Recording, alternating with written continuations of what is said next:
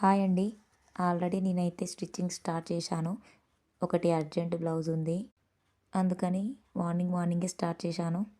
అన్నట్లు బ్లౌజ్ విషయానికొస్తే బ్లౌజ్‌కి చాలా ఇంపార్టెంట్ ఏంటంటే ఫ్రంట్ పార్ట్ అండి. ఫ్రంట్ పార్ట్ కరెక్ట్‌గా స్టిచ్ చేస్తేనే బ్లౌజ్ పర్ఫెక్ట్‌గా ఉంటుంది. మెయిన్‌గా ఫ్రంట్ పార్ట్‌కి డాట్స్ ఎలా వేయాలో చూసుకోవాలి. డాట్స్ కరెక్ట్‌గా వేస్తేనే బ్లౌజ్ పర్ఫెక్ట్ షేప్ అనేది వస్తది. కస్టమర్ అయితే మన మీద చాలా నమ్మకంతో వస్తారు కాబట్టి మనం కూడా నమ్మకం పోగొట్టుకోవద్దు. ఈ టైలరింగ్‌లో ఏంటంటే ఎలాంటి ప్రాబ్లమ్ వచ్చినా మనమే తీసుకోవాలి.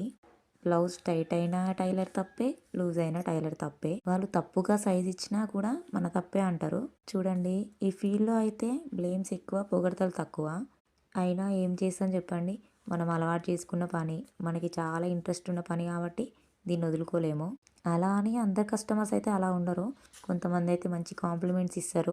కొంతమంది మాత్రమే టైట్ అయింది, లూజ్ అయింది అనేసి బ్లేమ్ చేస్తారు. వాళ్ళు అనుకుంటారు చాలా ఈజీ, ఇట్లా అయింది, అట్లా అయింది అనుకుంటారు కానీ వాళ్ళకి ఏం తెలుసండి మనం ఎంత రిస్క్ తీసుకుంటామో. కొంచెం మిస్ అయినా మన మైండ్ కరెక్ట్గా లేనప్పుడు స్టిచ్ చేసినా కొంచెం ప్రాబ్లం అయినా మనకే రిస్క్ అనేవాళ్ళు అంటూనే ఉంటారు. మనం అవన్నీ పట్టించుకుంటే ఎదగలేము. మొత్తానికైతే ఇక్కడ నేను ఫ్రంట్ పార్ట్ అయితే కుట్టేశాను. చూడండి, నచ్చితే సబ్స్క్రైబ్ చేసుకోండి.